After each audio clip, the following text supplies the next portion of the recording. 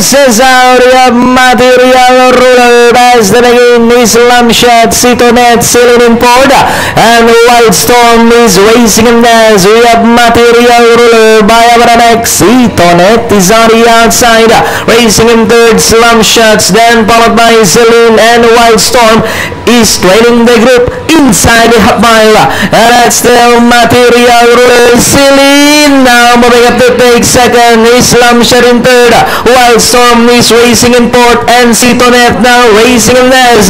Material Ruler, Celine fighting out for the leader. Celine running on the outside, Material Ruler is running by Adrella. Down on the inside, third, Slam Shots, Wildstorm, and Sitonet. But it's still Material Ruler, Celine is on the outside, Slam Shots, Wildstorm, Sitonet as they come down at the last 450.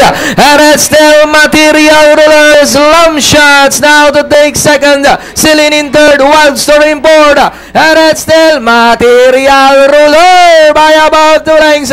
Islam Shots is running by 12 seconds. Celine, Wildstorm, Sitonet, and down to the finish. And it's still the old reliable Material Ruler over Islam Shots down on the inside, but it's still Material Ruler, Islam Shots, then comes Celine, Wildstorm, Sitonet comes in last.